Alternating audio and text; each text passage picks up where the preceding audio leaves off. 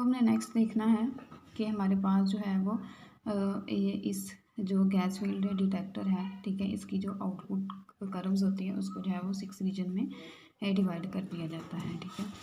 अब ये जो ग्राफ बनाया जाता है ये बनाया गया है अप्लाइड वोल्टेज के दरमियान में और जो है वो पल्स की हाइट, जो करंट की पल्स है उसकी हाइट के दरमियान में जो है वो बनाया जाता है। यहाँ पर जो ग्राफ आपको 2 कर्व्स नज़र आ रही होंगी, ठीक है। एक कर्व जो है वो अल्फ़ा पार्टिकल के लिए है और दूसरी कर्व जो है वो बीटा पार्टिकल के लिए है। जो अल्फ़ा पार्टिकल्स होते हैं, ठीक है, उनका जो चार्ज होता है वो बीटा पार्टिकल से ज़्यादा होता है और दूसरा जो अल्फ़ा पार्टिकल्स होते हैं उनकी आयनाइजेशन पावर जो है वो ज़्यादा होती है और बीटा पार्टिकल्स की जो है वो आयनाइजेशन पावर क्या होती है, कम होती है। इस ग्राफ को जो है वो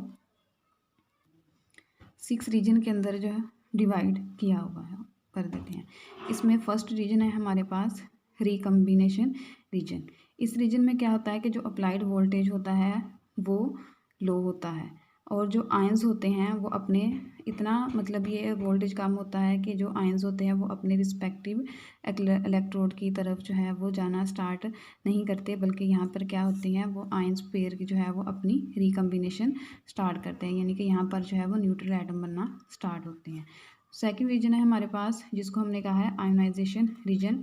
इसमें क्या हो जाता है कि आहिस्ता से जो है वो अप्लाइड वोल्टेज क्या होता है, इंक्रीज़ होना स्टार्ट हो जाता है। अब यहाँ पर जो है वो इलेक्ट्रिक फील्ड इतनी ज़्यादा हो जाती है कि वो जो आयंस पेयर बनते हैं वो उनको अपने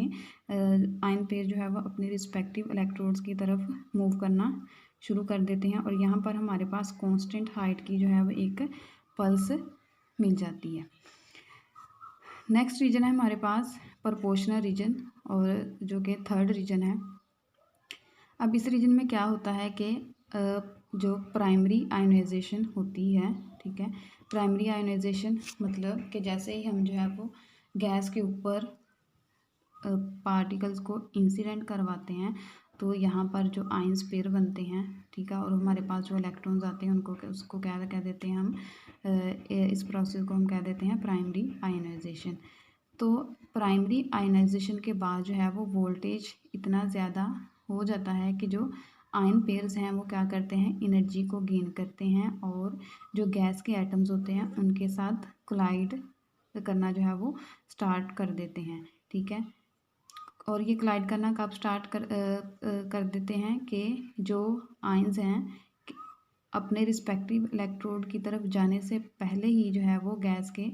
एटम्स के साथ जो है वो आयंस पेयर अपनी कोलिजन जो है वो स्टार्ट कर देते हैं, ठीक है। इससे क्या होता है कि फर्दर आयोनाइजेशन स्टार्ट हो जाती है और सेकेंडरी आयन जो हैं वो प्रोड्यूस होते हैं। तो इस तरह से जो नंबर ऑफ़ आयन पेयर्स हैं इंक्रीज़ होते हैं और जो नंबर ऑफ़ आयन पेयर के इंक्रीज़ होने की वजह से जो करंट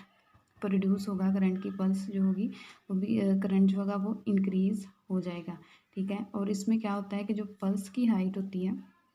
इस रीजन में वो डिपेंड करती है प्राइमरी आयोनाइजेशन में, कि प्राइमरी आयोनाइजेशन में जो है वो कितने जो हमारे पास आयन पेयर्स बने थे, ठीक है। अब इसमें क्या होता है कि जो अल्फ़ा और बीटा पार्टिकल्स होते हैं प्राइमरी आयोनाइजेशन उस पर डिपेंड कर देती है कि अल्फ़ा पार्टिकल्स को इंसिडेंट करवाया गया है या बीटा पार्टिकल को इंसिडेंट करवाया जाता है। और दूसरी इसमें इस प्रोपोर्शन में ये बात होती है कि अगर इस प्रोपोर्शन में मल्टीप्लिकेशन ऑफ आयन जो है वो स्टार्ट हो जाती है, ठीक है। मल्टीप्लिकेशन यानी कि फर्दर जो है वो आयोनाइजेशन होने स्टार्ट हो जाती है, यानी कि आप ये कह सकते हैं कि इस वाले रीजन में अगर जो है वो जो एक सिंगल आयन जो प्रोड्यूस हुआ था प्राइमरी आयोनाइजेशन की वजह से, वो क्या करता है कि वो 10 से लेकर 1000 तक न्यू आयन जो है वो बना सकता है, यानी कि यहाँ पर इतने ज़्यादा जो है वो न्यू आयन जो है वो प्रोड्यूस होना स्टार्ट हो जाते हैं।